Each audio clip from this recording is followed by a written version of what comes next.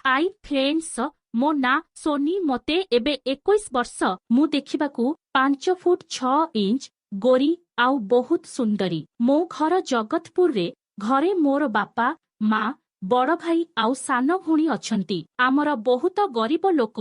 बापा चाष काम करंती, भाई चेन्नई रे रही काम करे। वर्षकू 2 रु 3 थर घरकू आसे। मु पैसा अभावरू पाठ 2 जाए पढ़िली। मोर एक सुनटी एच क्लास रे गोटे फथिला ना तार राजा। से देखिबाकू बहुत स्मार्ट थिला। मते से 2 वर्ष धरी भल पाउथिला, हेले आम भितरे सेमिति किछि घटी नथिला। कॉलेज परे से कुआडे गला आउ ता भेट मिलिलानी। दिने मोर गोटे घर पाख सांगर बाहाघर हुथिला। मंदिर रे बाहाघर हुथिबारु आमे सबु जाइथिलु। मु गोटे लेहेंगाटे पिंधिथिली, बहुत सुंदर लगुथिली। बरघर पटु गोटे टोकाटे मते लाइन मारुथिला। से देखिबाकू ठीक ठाक थिला, हेले मु पटु नथिली। गोटे छुआ हातरे चॉकलेट देई पठेइला, आउ गोटे कागजरे ता नंबर देइथिला। भोजी खाइबा परे ताकू कॉल कली। से मते कहिला देखा करिबाकू। मु ना आम गाँ लोक सबु आसिछंती, किए देखिदब। से आरे केही देखिबेनी, मोर गाड़ी अछि, से गाड़ी रे बसी कथा हेबा। मु ना एई फोन रे तो कथा होचे, देखा कण पई करिबा। से मोर आण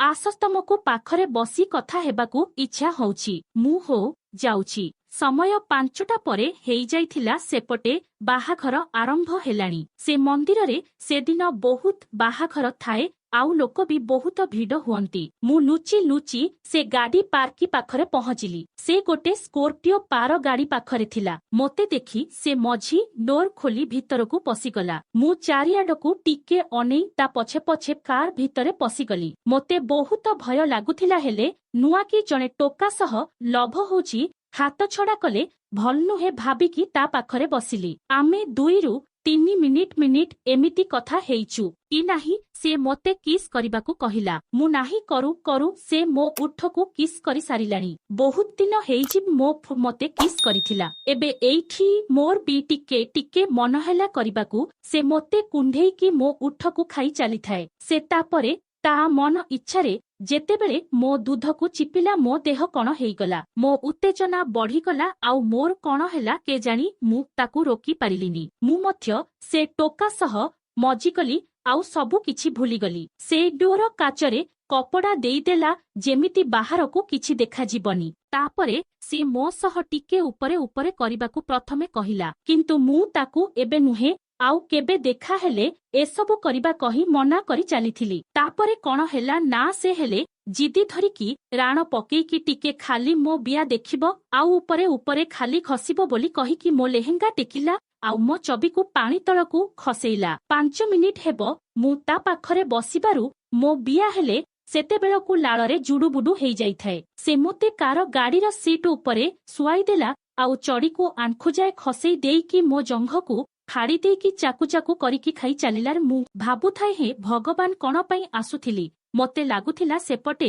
मो सांगर बाहाघर होउची, आउ ए टोका मोर एथि चौथी करिदेब लागुची। मोते बहुत भय भी लागुथिला, हेले जेमिति से मो बियाकू पाटिरे आउ जिभरे मारिकी खाइची, मोर सबु भय कुआडे पळेइला। गोटे दिनरे ए मोते पटेइकी गेहिदेब, आउ तापरे छाड़िकी पळेइ भाबिकी भय भी लागुथिला। से 5 मिनिट हेबो मो बियाकू चाटिला परे मु संभाली न पारी छाटी पिटी उठाए। मु बहुत मना कला परे भी से राण पकेइल, आउ किछि न सुनी ता बांडकू प्यांट भितरु बाहर कला। ता बांड कला काठ फड़िया भली हेइथिलाई। मोते ता बांडकू देखि लागिला जेमिति आगरु बोधे अन्य झियंकू गेही गेही एते बड़ करिकी रखिछि। से बांडकू प्यांट रु काढ़ी सीधा बिया पाखकू नेला, तापरे छेप लगेई देइकी मो बियारे घसिला। सत कहुछि मु आउ रही पारु न थाए, ताकू कहिली आउ एमिति करनी प्लीज। तापरे से आउ बियारे न घसिकी सीधा बिया भितरे माड़ी देला। ओह बौलो, ता अधा बांड बोधे भितरे पसिगला कि कण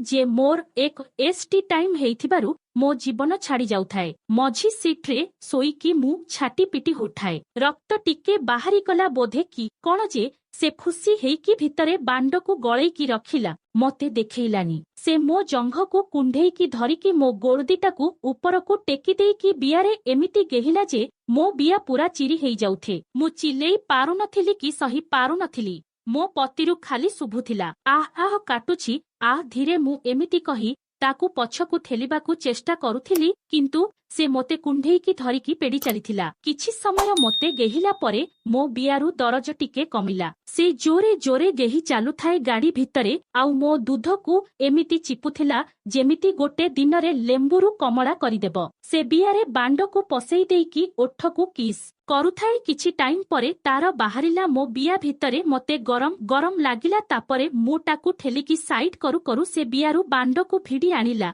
ଆଉ ସବୁ ବୀଜକୁ ମୋ ଜଙ୍ଘ ଆଉ ଗାଣ୍ଡି ଉପରେ ପକେଇ ଦେଲା। ତାପରେ ସେ ତା ରୁମାଲରେ ତା ବାଣ୍ଡକୁ ପୋଛିଲା ଆଉ ମୋ ବିଆକୁ ହେଲେ ସେଇ ରୁମାଲରେ ପୋଛିଦେଲା। ତାପରେ ସେ ପ୍ୟାଣ୍ଟ ଭିତରେ ବାଣ୍ଡକୁ ପସେଇବା ଭିତରେ ମୁଁ ଚଡ଼ିକୁ ଟେକିକି ପିନ୍ଧିଦେଲି ଆଉ ଡ୍ରେସ୍ ସଜାଡ଼ିକି ଚାରିଆଡ଼କୁ ଦେଖିଲି। ଯେମିତି ଦେଖିଲି କିଏ ହେଲେ ପାଖାପାଖି ନାହାନ୍ତି। ସଙ୍ଗେ ସଙ୍ଗେ ମୁଁ ଯାଉଛି ଫୋନରେ କଥା ହେବା କହି ଚାଲି ଆସିଲି। ମୁଁ ସିଧା ନ ଜାଣିଲା ଭଳି ସେ ବାହାଘର ଜାଗାକୁ ପଳେଇ ଆସିଲି। ତାପରେ ମୋ ମନରୁ ଯେମିତି ଭୟ ଟିକେ ଯାଇଛି। ମୋ ବିଆ ଭିତରଟା ପୋଡ଼ିବା ଆରମ୍ଭ ହେଲା। ମୋତେ ଲାଗୁଥିଲା ଯେମିତି ମୋ ବିଆରୁ ଫାଳେ ମାଉସ୍ ଚିରି ହେଇଯାଇଛି। ବିଆ ଭିତରଟା ବହୁତ ଜୋରରେ ପୋଡ଼ୁଥାଏ ଆଉ ସେ ସମୟକୁ ସେ ଖାଲି କଲ୍ ଉପରେ କଲ୍ କରୁଥିଲା। ବାହାଘର ସରିଲା ପରେ ମୁଁ ଘରକୁ ଆସିଲି।